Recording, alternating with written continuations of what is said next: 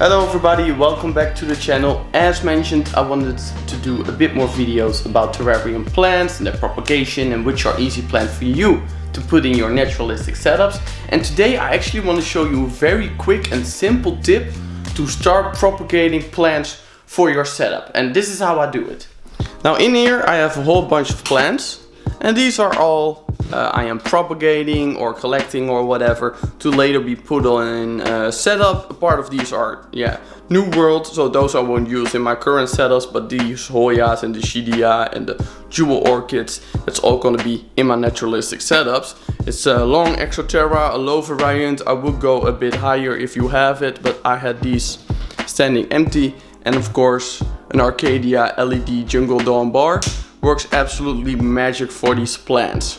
So I propagate my plants like this, or like a lot of people do, I have these boxes that are poorly ventilated, only ventilation in the side. As you can see, it's very high humidity, and on the bottom of these boxes you put a whole layer of moss. And as you can see, I have 1, 2, 3 species of Markgrafia growing in here. Some is already growing up the fern panels, 3 fern panels. And this stuff I just have to take out cutlings and to put in other setups. But often when you cut off a piece like this and put it in your setup straight away, it won't always do great. So I'd rather have pieces that are well started to put in setups. But in a mixture like this, it's very hard to grow separate clippings and have them ready to go in a setup. So I needed to figure out a way to do that more easily than have them all spread together in a box like this. I also do the same in here, by the way.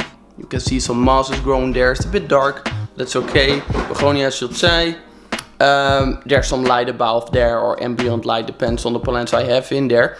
Anyway, all you need for this tip are transparent cups with a lid. I also use the salad shakers, but these I can't find anymore, so now I'm gonna use this. You need a drill or a soldering iron to make some holes in the bottom and in the top.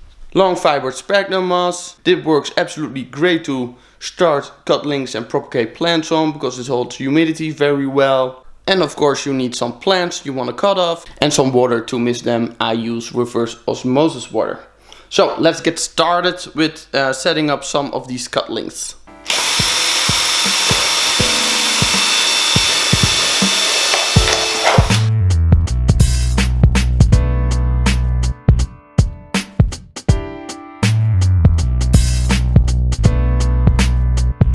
Okay, a soldering iron is easier, but what I did is I made a few holes in the bottom and also one on the side, because in case one of these gets clogged, I don't want water to build up in here. So I have this one on the side, and also when you put this flat on a glass panel, then water can get caught in there and it will rise. So that way it always leaches out to prevent any stagnant water in there. You can also prevent that stagnation of the water in the bottom by putting a tray underneath all the pots, like I have over here. I have 2 in the lid for a bit of ventilation, but not too much. And this works absolutely great to keep the humidity in. I don't need to mist my plants every week. I do this about once a week, maybe even once every 2 weeks if it all works well, and also depending on the species of plants.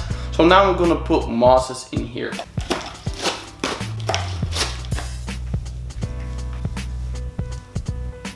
Okay, the moss is in. I make sure that the bottom is quite compact, and then I will stick in the cutlings. So in this box I have 3 species of Markgrafia, which do great, by the way, in a situation like this with medium ambient light or even high ambient light. You just gotta make sure that the humidity is high, but their leaves don't stay wet. So a very humid substrate works perfect for me, very humid environment. But when you mist them, make sure their leaves dries out within a short while, because otherwise you will get problems with their leaves.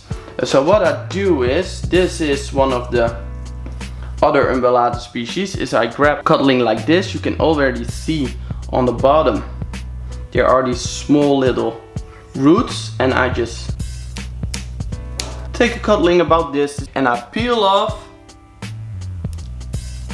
the bottom leaves. Because if you put these bottom leaves in your humid substrate, then these only what they will do is start growing, cause problems for your cutling. We don't want that, so those need to be gone. And this way now you can see I have a cutling here with already some roots at the bottom.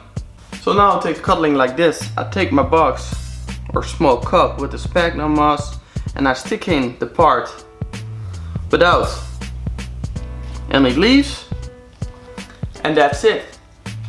Super simple. And what I do with these Margravia is I put them a bit on the side so they can start growing, and then when they are nicely settled and I want them to grow against the surface like a tree fern panel or a piece of wood, I can put a piece of wood right over here and it will start growing against that. But in the beginning I will put them like this, give them a light misting like so, and then put on the lid, write on the date and the species. And this cup you can just put in a setup like I do in the Exoterra with light above there. You can also put them all separate in boxes like these with a light above there.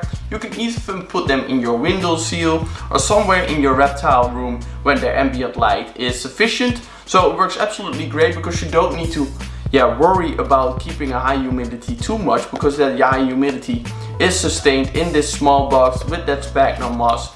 Make sure the sphagnum moss is deep enough so water will drain and doesn't stay in contact with the roots, because we absolutely want to prevent that. Yeah, that's it. Absolutely easy. I will show you the result of this. Just as an example, this is a small cup I set up about a month ago, and this one was actually for just moss. But you can see there's also some other plants growing in here. And you can see also the sphagnum moss itself really starts to grow and live. So this is just mosses, works also great for those. Same system. And here you can see a Margravia species, a very green with a very small leaf ones. And as you can see, the sphagnum moss also starts to live again if you have good quality. Works absolutely great. This is well rooted. So what I can do now is put in a piece of tree fern panel in here or whatever to start them growing. And I will show you the result, how it looks when the Margravia starts growing on the panel. Margravia has grown to the tree fern panel, but as you can see over here, it just started with a very small cutling, and that way I started exactly the same as I've showed you now. And as you can see, there's this huge rectifolia that has grown out of it. So this is also a piece I would use the red leaves to cut off and start up a new cutling, new propagation. So yeah, it works absolutely great for me. This is another example. As you can see, not only does the Margravia start growing well, this one has been in here for about 4 weeks, but also the sphagnum moss just starts growing. So I gotta cut that down or put that down before it starts to hinder the Margravia too much. And this is a species too, by the way. As you can see, it's a bit of a serrated leaf. Very cool. So that's already it. I just wanted to show you this very quick method. I'm gonna finish all this up now to get rid of the mess, but at least now I've shown you a very simple way to start propagating your own cutlings for your own setup. Of course, it does not work with every plant, but Syngophyllon, the Margravia, the Schidia, Epipremnum species, Raphidophora species, you name it, you can all start up in this manner. Later take off the lid once those roots are well settled and that cutling is well settled, and you take off the lid and you put in a wood panel or tree fern panel, and they will grow up right against it. Works absolutely incredible without you having to have this big setup like me with a terrarium to keep the humidity high and etc. This way is super simple. So I hope you got something out of it. Thank you so much for watching, and I will see you in the next episode, I hope.